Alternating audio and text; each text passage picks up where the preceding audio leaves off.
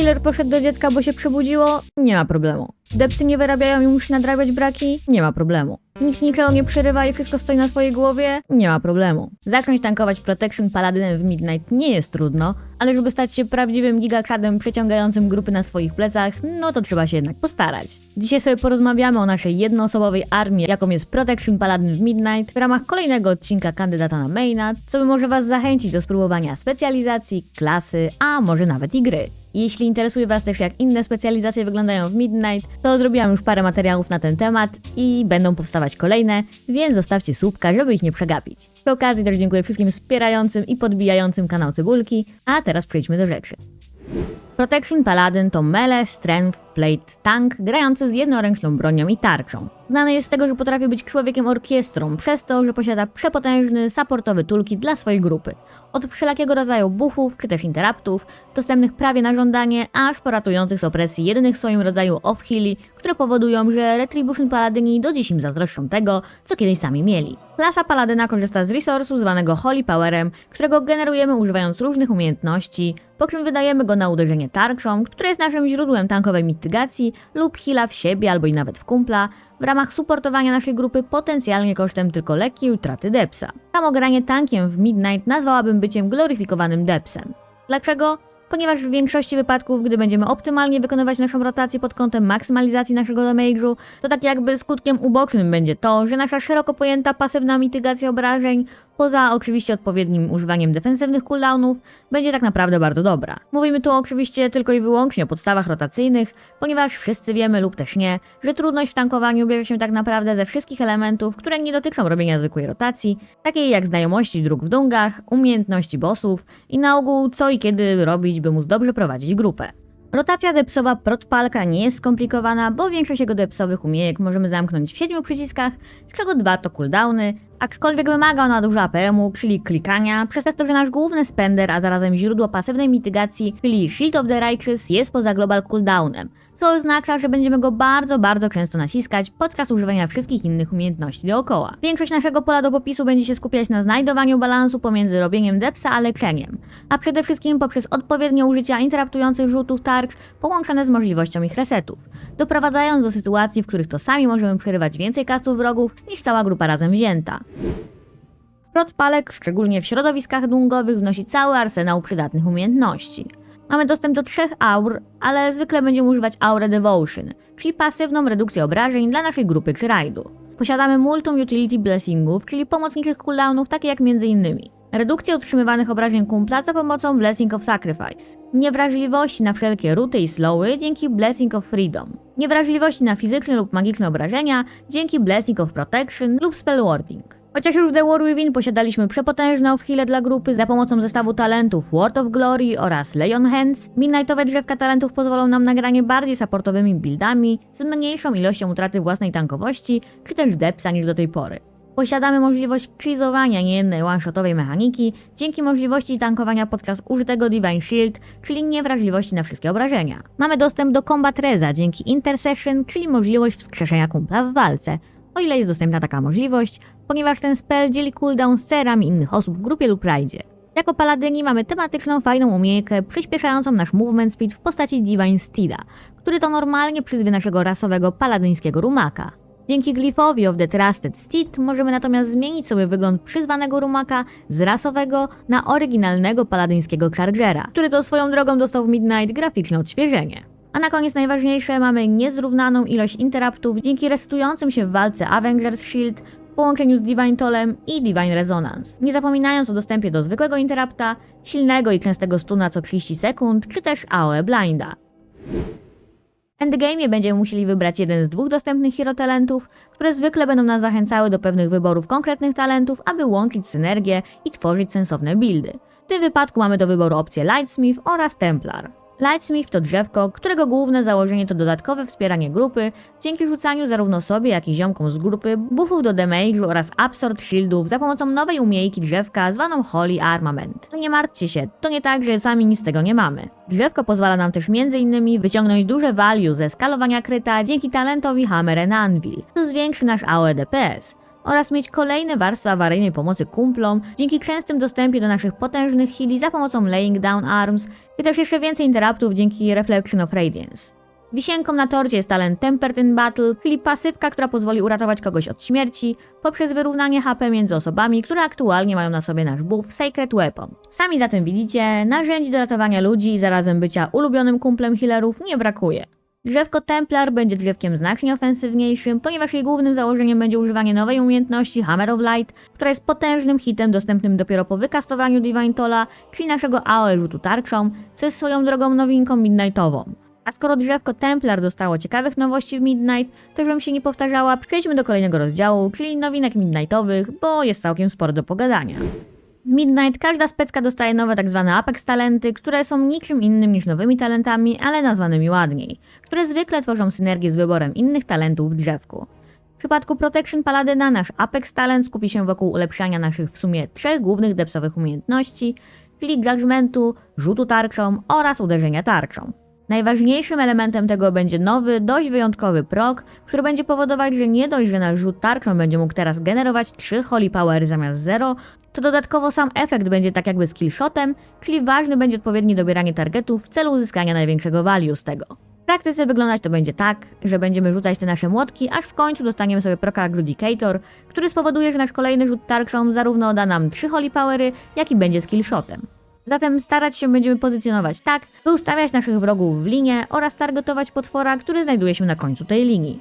Dodatkowe cut punkty za to, jeśli zawsze target, na którego będziemy rzucać tarczą, to caster, którego przerwiemy w ten sposób.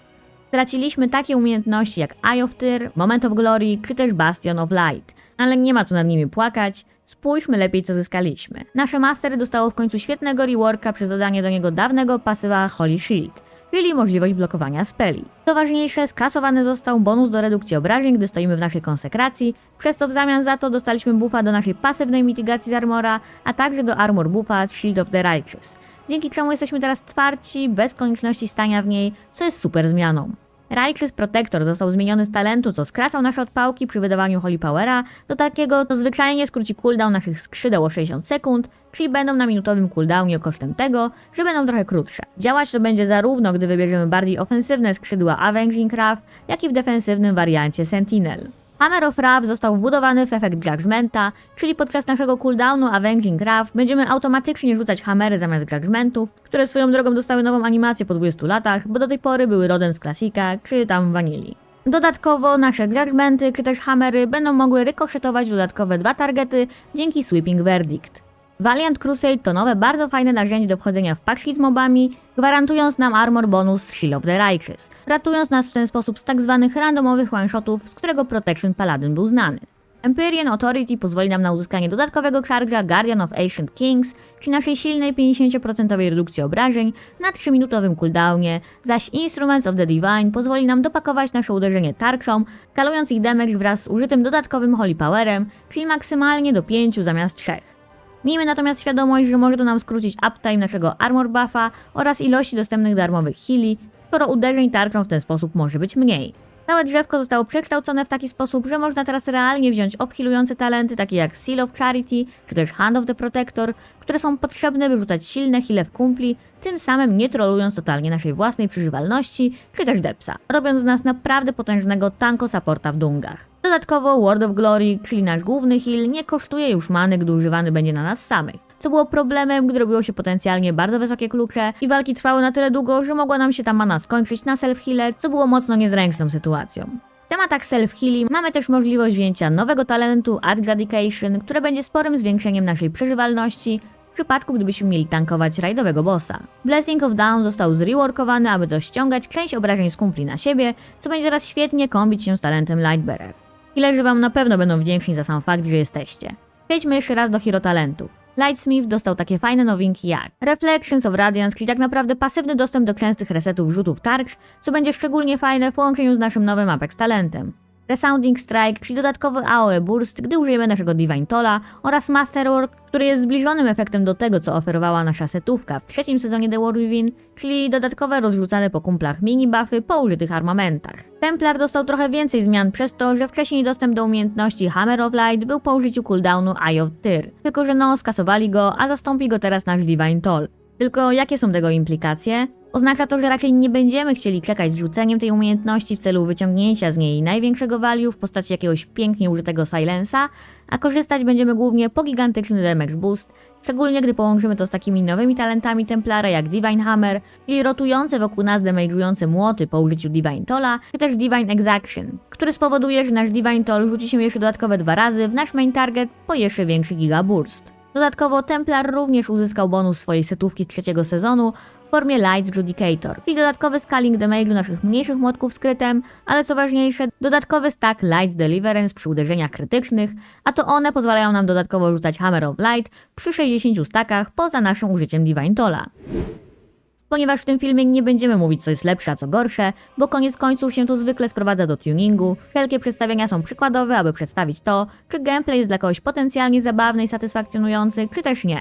Zacznijmy sobie od symulacji rajdowej, czyli single target bossa. W tym przypadku weźmiemy sobie przykładowy build tankowy jako Templar, bo wychodzimy z założenia, że Templar jest ofensywniejszym drzewkiem, bardziej nastawionym na DPS, co jest zwykle mile widziane w środowisku rajdowym, zaś nasze supportowe umiejętności nie będą aż tak potrzebne w rajdzie w przeciwieństwie do Dunga. Sama w sobie rotacja protpalka jest wybitnie prosta i ciężko się w niej pomylić. Głównie dzięki temu, że nasz spender Shield of the Righteous jest poza global cooldownem, co oznacza, że jeśli tylko chcemy robić DPS, to możemy go spamować prawie że na ślepo. Jako Templar zaczniemy sobie walkę wchodząc w bossa na naszym Divine Steedzie, co by nas nie zwanshotował na dzień dobry. Odpalimy skrzydła i Divine Toll prawie że od razu w celu rzucenia naszego Hammer of Light i automatycznej konsekracji. Pamiętajmy, że podczas skrzydeł efekt naszego Apex talentu jest zawsze aktywny, zatem Avengers Shield będzie nam zawsze generować 3 Holy Powery i to będzie nasz priorytet.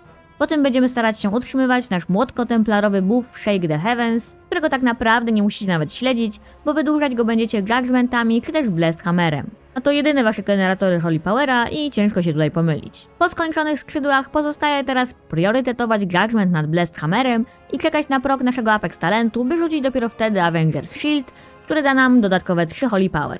Dopóki nie musimy się leczyć, to wydajemy Holy Power na Shield of the Righteous, no i tyle. Gdy tylko będzie dostępny darmowy Hammer of Light, czyli przy 60 stackach Lights Deliverance, no to go rzucimy, a jak da radę go przetrzymać parę sekund na połączenie ze skrzydłami tak, że w oknie skrzydeł użyjemy go 2 razy, to jak najbardziej powinniśmy. Generalnie pełna chillerka. Kolejnym tematem będzie spec w dungach i tutaj wybierzemy sobie przykładowo naszego supportowego Lightsmitha. Jako że podstawowy koncept rotacji robienia depsa będzie się powielać, to skupimy się na różnicach i gameplayu, jaki może się pojawiać w środowisku dungowym.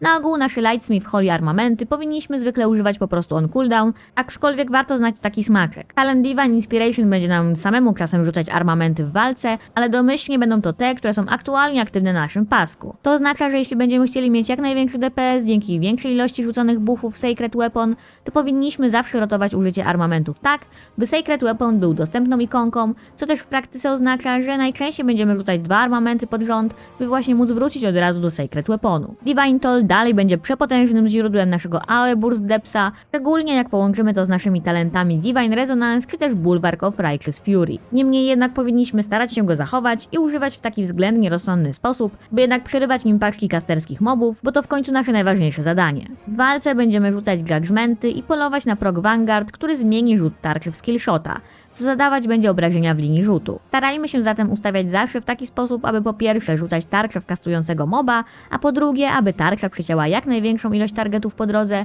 w celu uzyskania największego depsa. Pamiętajmy, że jesteśmy potencjalnie supportową potęgą, zatem jeśli chcemy upewnić się, żeby któryś z naszych kumpli nie zginął w wyniku obrażeń w walce, to rzucajmy na niego nasz Sacred Weapon, aby talent Tempered in Battle wyrównał nam życie w razie potrzeby. W przypadku gdybyśmy grali w bardziej supportowych talentach, nie bójmy się używać naszego heala Word of Glory w kumpla, który by miał niskie HP, szczególnie gdybyśmy mieli dostępne darmowe heale dzięki talentowi Shining Light. Gdy weźmiemy sobie talenty takie jak Seal of Charity, Light of the Titans oraz Hand of the Protector, to będziemy leczyć zarówno naszych kumpli, jak i samych siebie, nie tworząc w ten sposób zbyt niebezpiecznego dla naszej przeżywalności scenariusza. Jeśli chodzi o tanki w PvP, to generalnie granie nimi w arenach zwykle może wam gwarantować nienawiść od wszystkich obecnych graczy w arenowym lobby. Zatem róbcie to na własną odpowiedzialność. Można natomiast nie być aż tak nielubianym w teamie i korzystać z nich w ranked battlegroundach typu Battleground Blitz i wykorzystywać bycie tankiem do trzymania flag czy też punktów. Przedstawię tylko fajne zabawki, z których prot paladyn może korzystać w postaci fajnych PvP talentów. Guardian of the Forgotten Queen pozwala zamienić nasz silny defensywny cooldown w niewrażliwość na rzucony target na poziomie naszej banki Divine Shield. Miejmy jednak na uwadze, że nie jest to aż tak silne jak bańka, ponieważ ten anioł stróż, który rzuca tę bańkę, może dostać jakiegoś stuna czy też CC i wtedy przerwana będzie ta niewrażliwość. Ten talent zyska dodatkowe punkty w Midnight za to, że możemy mieć nawet 2 charge naszego anioła stróża dzięki PvE talentowi Empyrean Authority. Seat of Glory pozwoli nam odpychać wrogów podczas jazdy, co jest fajne do użycia na ciasnych mostach typu środek Eye of the Storm. Cooldown Shield of Virtue zamieni nasz kolejny rzut tarczą w Silence w każdy uderzony target, a nie tylko w main target. A Luminescence spowoduje, że będziemy zauważalnie replikować heale robione w nas w pobliskich kumpli, bardzo przydatne źródło darmowego heala w drużynie, gdy będziemy na przykład mocno fokusowani podczas biegu z flagą, licząc na to, że healerzy będą jednak starać się nas leczyć. Set bonusy potrafią czasem nas zmusić do wybierania pewnych talentów w zależności od bonusów danego sezonu. W przypadku pierwszego sezonu Midnight nasz set skupi się wokół zwykłego zwiększania obrażeń naszego uderzenia i rzutu tarczą, zatem nie będzie tu w tym wypadku jakiejś specjalnie ciekawej nowej interakcji do wykorzystania, tylko po otrzymaniu seta dalej będziemy grać, że tak powiem, standardowo. Według mnie, jeśli ktoś lubi koncept grania klasą z wieloma supportowymi zdolnościami dla swojej drużyny, czyli to, czym Paladyn jako klasa była kiedyś w swoim założeniu, to Protection Paladyn robi to lepiej niż jego pozostałe speki, czyli Holy i stety lub nie Retribution. Sam spek uważam, że zapowiada się wspaniale w Midnight pod chyba każdym możliwym względem. Wszelkie zmiany dokonane są tak naprawdę na plus, pozostawiając podobny ogólny flow gameplayowy. Prot jest bardzo prostym tankiem do grania na ogół, jeśli jedyne co chcemy robić to biegać i robić depsa jako tank, niemniej jednak grać prot palkiem i nie korzystać z tego całego arsenału supportowych umiejętności, no to wielka szkoda. Pozostaje wtedy zadać sobie pytanie, czy nie lepiej zagrać innym tankiem. Więc jeśli jedynie co chcemy robić to grać sobie na chwilkę iść przed siebie, to nie dostanie on mojej rekomendacji, bo powiedziałabym, że do takiego trybu gry są fajniejsze wybory w Midnight niż palek, ale o tym sobie opowiemy w innym filmie przeznaczonym na tanki. W przypadku jednak, gdybyśmy chcieli korzystać ze wszystkich dostępnych zabawek prot palka, a koncept bycia gigakradem w grupie, który tak naprawdę kieruje każdą grupę, w której się znajdzie, do was przemawia, to wtedy dostanie ode mnie rekomendację potrójnej, celebrującej kaczki i to zdecydowanie coś, co polecałabym mainować w Midnight. A jeśli macie jakiekolwiek pytania związane z klasami czy też spekami, to zapraszam na mojego Discorda Kwiatów Cebuli, bo mimo, że ja nie jestem jakimś prograczem, to jest tam wiele graczy lepszych ode mnie, którzy bardzo chętnie odpowiadają na pytania, no i ogólnie pomogą. Jak się podobało, to zostawcie łapkę w górę, bo pozwala mi to docierać do większej liczby osób, które może jednak stwierdzą, że ten World of Warcraft Retail nie jest taki zły. Dzięki, pa pa!